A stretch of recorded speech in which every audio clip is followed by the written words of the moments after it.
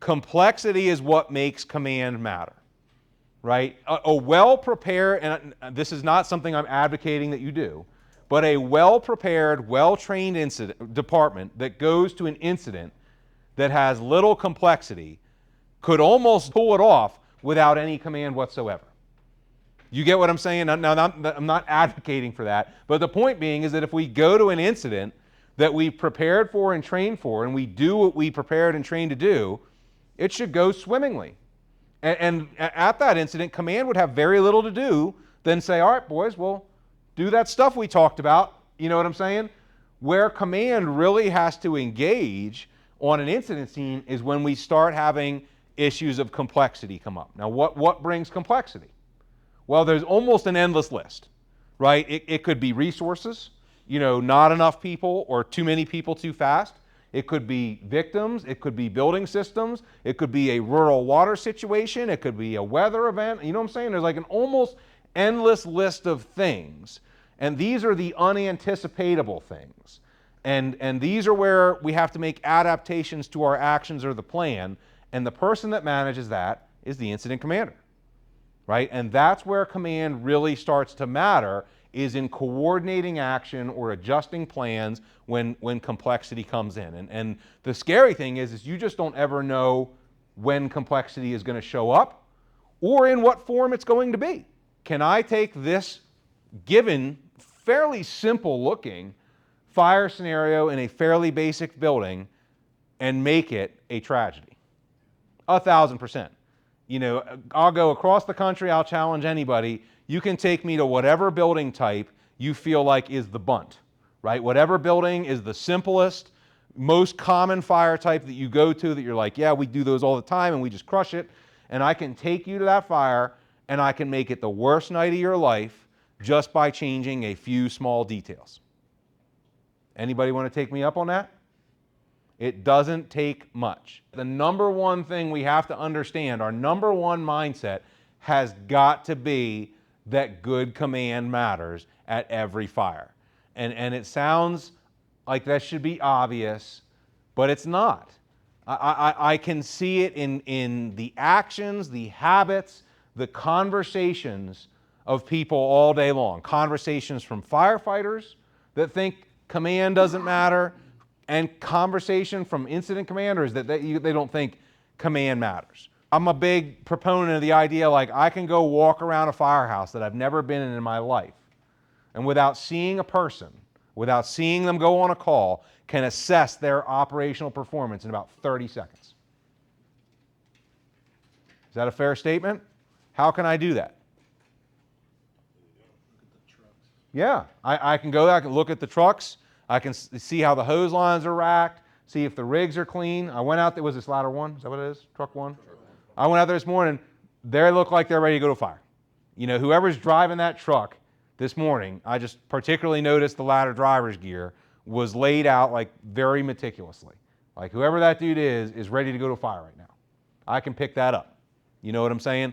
But I go and I see Chiefs cars, and I'll go look in somebody's Chiefs car, and first off, it looks like they must not use the wheels. They must roll this thing end over end down the street because the inside of it just looks like an explosion, right? And there's just trash and junk everywhere. And I'll look in the back, and like if their turnout gear is in there, it's zipped up in a red bag with cobwebs growing on it.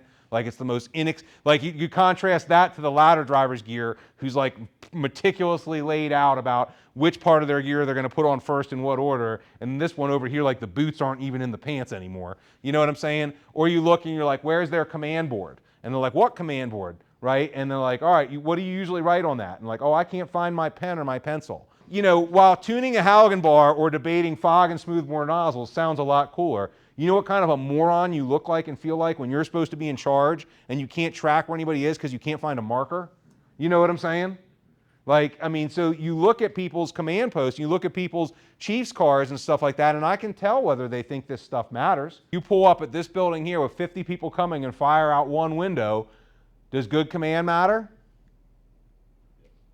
Let's be honest. Where were we 10 minutes ago? We're still thinking that this is what? This is an easy bread and butter. You're like, why is the chief even coming? There's 50 people here. They'll be here in 4 minutes. A fire showing from one window of a 1,000 square foot house. Stay in bed. You know what I'm saying? That's what people are thinking, right? But then 5 minutes later, the fire is advancing. We can't get water on it. There's window bars all around it. Burn firefighters are rolling out the door one after the other. Half the house just collapsed, and you got a mayday for somebody that was inside when the house collapsed. Does good command matter now? Yes, 1,000%, especially if you're the guy inside the building when it collapsed. You know what I'm saying?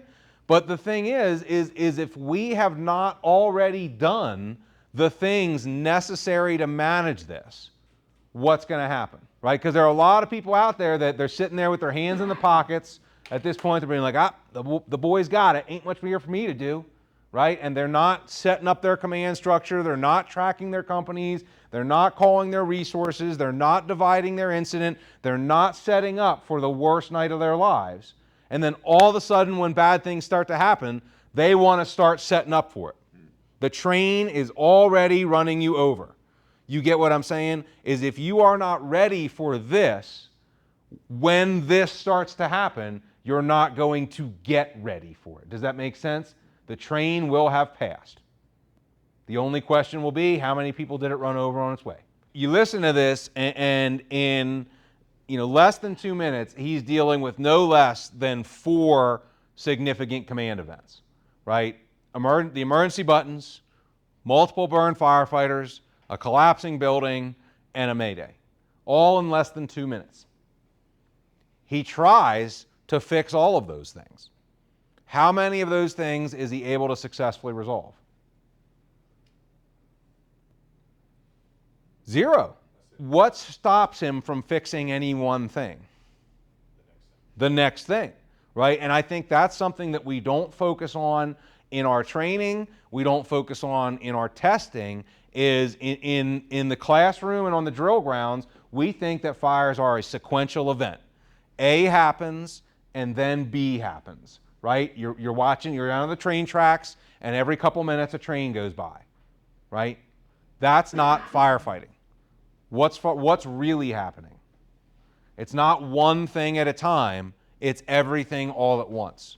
You get what I'm saying? You don't have one train track with a train every couple minutes. You're at one of those train yards where they've got 9 different tracks and the trains are all going in different directions at the same time.